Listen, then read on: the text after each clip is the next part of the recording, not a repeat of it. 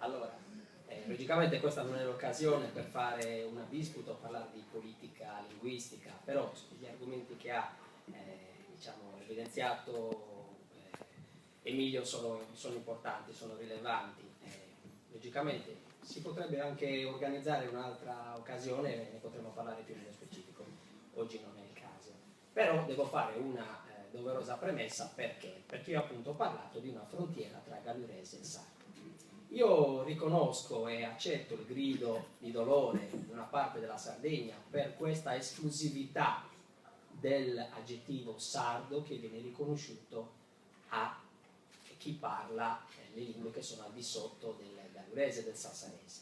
Effettivamente dare l'esclusività di questo aggettivo a chi parla non il gallurese e non il sassurese potrebbe essere anche una cosa condivisibile. Com'è condivisibile per esempio il fatto che molte volte il gallurese e il sassurese vengono considerate lingue alloglotte. E qualcuno dice, ma perché lingue alloglotte? Allo vuol dire che sono di fuori, quindi noi siamo sardi come tutti. E quindi effettivamente io posso e riconosco effettivamente che qua la politica linguistica è un po' sbagliata. Questo però, e lì contesto quello che dice Aresue, non significa che le altre parlate le dobbiamo frammentare, perché io non riconosco invece la distinzione tra lugudorese, campidanese, nuorese o barbaricino, lingua de Mesania, ogliastrino, eccetera, eccetera. Per me sono tutte un'unica lingua, che poi sia stata chiamata per errore, perché è sbagliato dare l'aggettivo sardo a quella lingua e non all'altra, alle altre. Sardo, questo lo posso mettere anche in discussione, che però sia una lingua unica, io penso che sia una lingua unica. Anche la politica linguistica di unificazione è un'unificazione grafica, non si sta unificando delle parlate diverse, si sta cercando un unico criterio per scrivere la lingua che viene chiamata sardo. Però ognuno conserva le sue maniere di parlare, ognuno conserva la sua parlata di tutti i 300 comuni che parlano questa lingua. Quindi anche qua c'è un equivoco, quando vi dicono sì, si vuole creare un esperanto linguistico, un'unica lingua che si parli da Olbia in giù, non è vero, ognuno deve continuare a parlare la sua parlata del proprio paese. Si cerca però di sviluppare una grafia unica anche per portare avanti la lingua, perché con una grafia unica si possono scrivere libri, si può immettere la lingua nella scuola, si crea anche un indotto economico, perché si creano libri, si creano seminari, si sviluppa tutto un movimento che porta a conservare la lingua ma a creare anche un indotto economico. Quindi riconosco tutto quello che dice Emilio, quello che non riconosco è il fatto che tu vuoi tutelare delle parlate, non significa che bisogna sbriciolare le altre parlate che esistono. Per me esiste un'unica lingua che purtroppo, e lì potrà avere anche ragione, viene chiamata sardo e ha l'esclusiva dell'aggettivo sardo. Su quello posso essere d'accordo. Questa è una promessa doverosa perché io parlo appunto di distinzione di frontiera tra gallurese e sardo. Purtroppo la convenzione chiamarlo sardo, lo potremmo chiamare XY, però per me è una lingua unica. Quindi purtroppo la convenzione è sardo, lo chiamerò sardo. Possiamo chiamarlo anche diversamente, però per me è una lingua unica. Comunque, se ci darete la possibilità, magari lo approfondiamo questo discorso un'altra volta. Ok? Però era una premessa doverosa perché io nel mio intervento parlo di sardi. Allora, noi cittadini olbiesi, io sono un cittadino olbiese, abbiamo una ricchezza, il fatto che quando andiamo a parlare di lingua e di cultura gallurese, lingua e di cultura sarda, noi diciamo che l'abbiamo nel nostro DNA, sia una che l'altra. A Olbia si trovano delle persone che parlano il sardo, a Olbia si trovano delle persone che parlano il gallurese, o si trovano delle persone che tranquillamente le parlano tutti e due. Quindi Olbia è l'emblema di come, se dobbiamo andare a fare una delimitazione netta tra i territori galluresofoni e i territori sardofoni, questa delimitazione ci viene molto difficile. Ce ne accorgiamo anche nelle varie cartine che troviamo anche in internet, dove si vuole fare una differenziazione tra i due domini linguistici. Nella zona di Olbia troviamo, per esempio quando si utilizzano dei colori per delimitare uno e l'altro, troviamo o dei colori a macchia di leopardo oppure troviamo delle strisce parallele di un colore o dell'altro, appunto perché non si riesce a definire dove si parla il gallurese e dove si parla il sardo, è un po' sparso. Un criterio non ottimo ma discreto potrebbe essere quello di andare a vedere la lingua con la quale sono espressi i nomi di luogo, quindi la toponomastica. Quindi nei posti dove i nomi di luogo sono espressi in gallurese, molto probabilmente lì si parla o si parlava il gallurese. Nei posti dove i nomi di campagne, i nomi di luogo in generale sono espressi in lingua sarda, lì si parla lingua sarda. Perché dico che non è ottimale e discreto? Perché? Perché la toponomastica dà un'istantanea sul passato, quindi ha una visione statica del territorio. Le lingue si evolvono, i popoli si spostano, la gente si sposta e porta anche le lingue con sé, quindi la lingua è molto più dinamica. Quindi potrebbe capitare per esempio che per stare all'ambito olbiese, Enas è un toponimo espresso in lingua sarda, però non significa che gli abitanti di Enas parlino il sardo, anzi è tutto il contrario. La stessa cosa per Bortigiadas, che fino a 150 anni fa vedeva anche degli anziani del posto che parlavano il sardo, adesso parlano tutti in gallurese, quindi è un qualcosa che ci dà, diciamo, una sorta di delimitazione di massima, però non ci dà una delimitazione effettiva. Quindi la dimostrazione che andare a fare una netta separazione tra il territorio in cui si parla gallurese e il territorio in cui si parla sardo è molto difficile, anche perché le influenze reciproche tra i due idiomi si riscontrano anche a chilometri e chilometri di distanza dal centro di radiazione. Se è comprensibile che il sardo che si parla a Olbia sia influenzato fortemente dal gallurese, se si capisce che a Telti, che sono una zona di confine con la zona sardofona, ci sono delle parole, ne stavamo parlando anche prima con Anna Maria, che derivano dal sardo. Columbano me ne ha fatto vedere due nel suo vocabolario, poi c'è una disputa se effettivamente derivino da quello. Comunque nel lessico teltese, che è nella zona diciamo vicina a Monti, qualche parola del sardo probabilmente è entrato nel lessico gallurese. Però quello che stupisce è che invece a chilometri e chilometri di distanza ci siano queste influenze. Io porto l'esempio del paese dei miei genitori, Ala dei Sardi. Ala dei Sardi non è vicino alla Gallura, è attorniata da paesi che parlano il sardo, eppure c'è un'influenza molto forte del gallurese sul sardo di Ala dei Sardi. Questo è un qualcosa che a molti sembrerebbe strano. Perché? Perché Ala dei Sardi ha vissuto per secoli e secoli in un sostanziale isolamento. È sintomatico ciò che ha raccontato Alberto La Marmora, che nel 1826 andò ad Alà e chiese al sindaco di Alà 2 cavalli per poter proseguire a Nuoro. Il sindaco di Alà si oppose a questa richiesta e disse ad Alberto La Marmora che avrebbe fatto le sue rimostranze a Madrid. Nel 1826, un secolo e mezzo dopo che era finito il dominio spagnolo, il sindaco della dei Sardi pensava che ancora fossimo sotto il dominio spagnolo, perché era una cittadina molto isolata. Fate eccezione per Budusò, che è a 12 km, i paesi più vicini sono a 30 km. Altri paesi sono molto più vicini nell'area, però arrivare a Vicchi, arrivare a Lodea, arrivare a Berchida si fa con dei percorsi molto tortuosi. Questo isolamento è finito nel 1880, anno in cui è stata inaugurata la strada Lanusei Nuoro Monti, che ha appunto riportato la dei Sardi al centro della Sardegna. Quindi capite che apparentemente sembrerebbe che Alà ha vissuto un dorato isolamento e quindi non ha subito delle influenze esterne. Invece io qua voglio dimostrare che effettivamente le influenze del gallurese si sono manifestate anche nella parlata di Alà di Sardi. Antonello Gilardi è un alaese di parte di mamma, è un ingegnere che abita a Cagliari, ha fatto uno studio monumentale, veramente uno studio da pazzi, ha preso il Quinque Librorum della parrocchia di Sant'Agostino della dei Sardi e ha ricostruito tutte le genealogie degli alaesi dal 1600 a oggi, un lavoro da pazzi. Infatti ha preso la laurea honoris causa all'Università di Bologna. E quando ha fatto questo lavoro si meravigliava del fatto che nei 2 secoli, XVIII secolo e XIX secolo, c'erano stati 38 matrimoni tra alaesi e calangianesi. Ma com'è possibile? Calangianus non è vicino ad Alà, è molto lontano. I numeri dei matrimoni tra alaesi e calangianesi erano superiori a quelli tra gli alaesi e quelli di Padua o tra gli alaesi e quelli di Monti. E Girardi diceva, ma com'è possibile che Calangianus abbia avuto un'incidenza così ampia? Senza contare padrini, testimoni di nozze, eccetera, eccetera. Tanti calangianesi.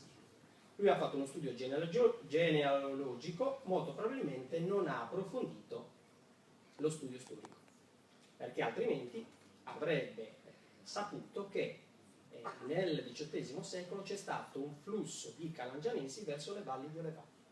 Cioè la valle di Olevà, che era prevalentemente disabitata, è stata colonizzata da dei pastori calangianesi che sono andati lì a logicamente sfruttare le terre che erano libere.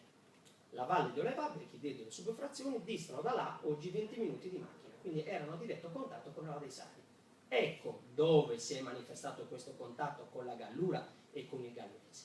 Logicamente questa è una mia ipotesi, deve essere suffragata da fatti concreti, quindi andiamo a cercare delle circostanze storiche. Innanzitutto i cognomi, quelli sono oggettivi, quindi abbiamo da là dei cognomi tipicamente calangianesi: Todesco, Allegria, Satta, Soggia. Tantissimi cognomi calangianesi si trovano ad Ala dei Sardi. Il mio stesso cognome Mette è un cognome che è stato modificato nel tempo, era Garrucciu ed era un cognome calangianese. Un mio avo, Giacomo Garrucciu, nel 1720 lasciò Calangianus con tutta la famiglia e si trasferì ad Ala.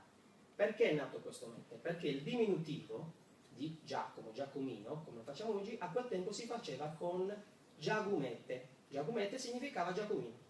Quando lui è andato ad Ala, al momento in cui è stato iscritto all'anagrafe, gli hanno staccato il nome, l'hanno definito Giagu distaccato Mette. Ok? Quindi Giagu Mette Garrucciu. Garrucciu è stato considerato secondo cognome e quindi si è perso. Però era un cognome calangianese.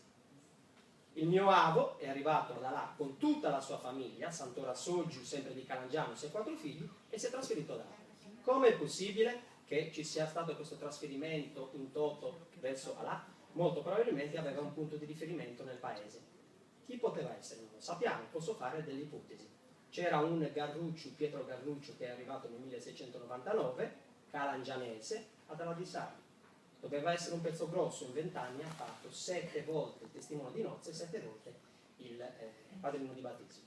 Poteva essere il prete, Salvatore Garrucciu, di Calangianus, e in quel secolo ci furono altri 2 preti Garrucciu di Calangianus ad Ala di Sardi. Ok, quindi questo ci dà già una sicurezza su questo contatto. Altre circostanze storiche. 1883 vengono ritrovati i corpi di 2 calangianesi con morte violenta nel territorio della dei Sardi. 1895, 11 aprile, scusate, un altro 18enne calangianese della famiglia Descano viene trovato morto dalla dei Sardi. Quindi i calangianesi erano presenti là. Altra circostanza storica, una Bardana 1870, dei razziatori della Barbagia e della Baronia arrivarono da là per tentare una rapina nei confronti della famiglia più facoltosa. Tutta la cittadinanza si ribellò e aiutarono anche 2 mercanti calangianesi che si trovavano lì, che ebbero poi la medaglia al valore civile proprio per questa loro azione. Quindi questo dimostra che effettivamente c'era un flusso di persone di Calangianus non molto impattante, non è stata una vera e propria diaspora, però continua nel tempo. In 2 secoli tanti calangianesi si sono trasferiti da là. Ma perché salivano da là? Perché la diocesi di Alà comprendeva anche la valle di Olevà. Quindi tutti i calangianesi che dovevano salire domenicalmente a messa, che dovevano fare un battesimo, che si dovevano sposare, dovevano partecipare a una cresima o anche per un semplice documento ecclesiastico, dovevano salire da là. Facevano conoscenza concreta del posto e poi magari si sposavano. Ecco perché 38 matrimoni con i calangianesi. Questo fino al 1876, anno in cui è stata benedetta, sempre dal rettore di Ala dei Sardi, la chiesa di Berchidedu. Successivamente Berchidedu si è costituita in rettorato autonomo e quindi poi questo flusso è un pochettino diminuito. Però questo flusso c'è stato per circa 2 secoli. Possibile che non abbia lasciato delle tracce? Non è possibile. Anche se è stata una presenza molto blanda, diluita nel tempo, ha lasciato delle tracce. Lo vediamo nel lessico della Laese, lo vediamo nei modi di dire, lo vediamo addirittura nella toponomastica, e questa è una cosa clamorosa, perché Ala dei Sardi, assieme ad Olzai, ha il record di toponimi prelatini. Ciò sta a significare che c'è un'alta conservatività dei nomi di luogo, cioè i nomi di luogo vengono conservati, ce ne sono addirittura alcuni che hanno 3.000-4.000 anni. Anche nella toponomastica ci sono state delle influenze del gallurese. Vediamo per quanto riguarda brevemente il lessico. Uva. In tutta la Sardegna si dice prevalentemente Aghina. Ad Alà si dice Ua. È un imprestito gallurese. Coltello, a Budusò 12 km si dice Ulteggio, ad Alà si dice Istuzzo e deriva da Stuggio, molto probabilmente. Nebbia, in sardo comune si dice Neula, in alaese si dice Mufazza e molto probabilmente è una deformazione del gallurese Fumaccia. Ledera in sardo si dice Candelato e anche ad Alà c'è un toponimo che si chiama Punta Candelato, quindi significa che originariamente anche ad Alà si diceva Candelato. Adesso si dice Edula, che molto probabilmente deriva dal gallurese Gredula. Poi abbiamo Brozzu, in tutta la Sardegna si dice Regottu, ad Alà si dice Brozzu, deriva dal gallurese Broccio. Serentina, per dire la prima sera, il pomeriggio, in tutta la Sardegna si dice Merie o Borterie, ad Alà si dice Serentina, vocabolo proprio gallurese. Poi banca, anche parole che oggi in gallurese sono un po' in disuso, questo lo trovate nel vocabolario gallurese. Mia madre, quando mi dice che lascio i vestiti appena messi in cameretta buttati nel letto, mi dice pone che ci porta biancheria sa roba muginala, cioè la roba non sporca, però già messa, già indossata una volta. Quindi non è sporca, però non è neanche pulita, è messa già indossata. Si dice in sardo muginala, in alaese. Deriva probabilmente da una parola che è stata rilevata da Gana, da Leonardo Gana, buginata. È una parola gallurese che molto probabilmente ormai non si usa più, però è rimasta nel lessico alaese. Anche i modi di dire hanno preso delle cose dal gallurese. Quando dobbiamo riferirci a una persona molto scaltra, addirittura senza scrupoli, allora diciamo già è spegora ona.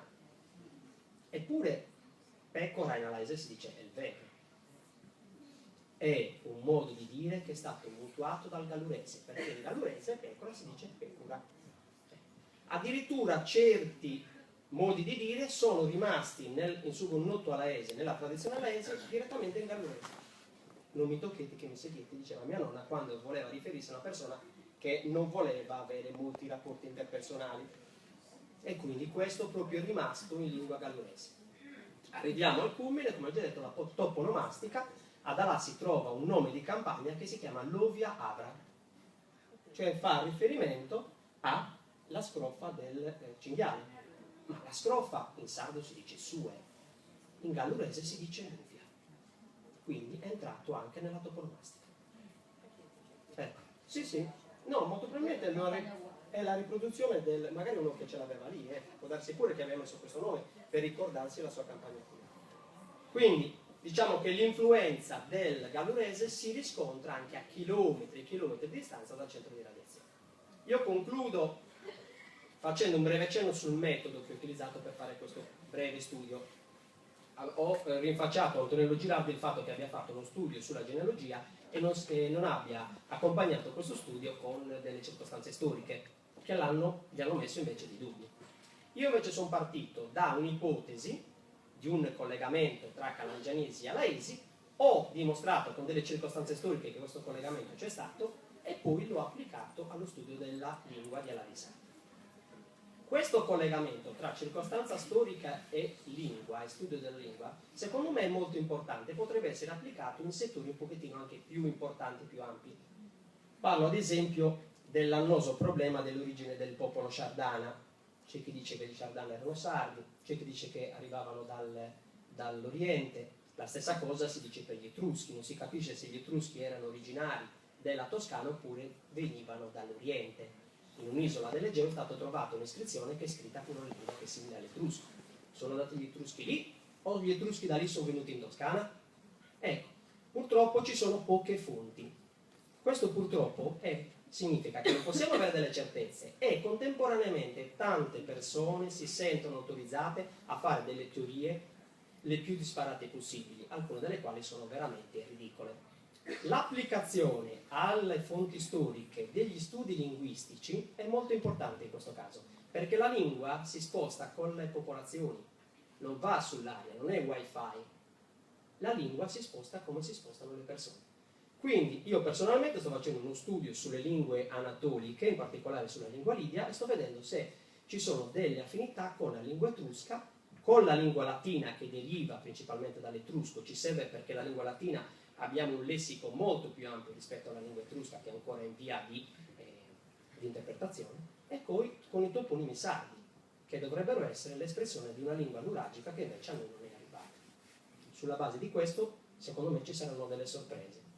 Quindi io spero che tutti quelli che fanno degli studi storici li accompagnino sempre a delle valutazioni parallele in termini linguistici. Grazie per l'attenzione.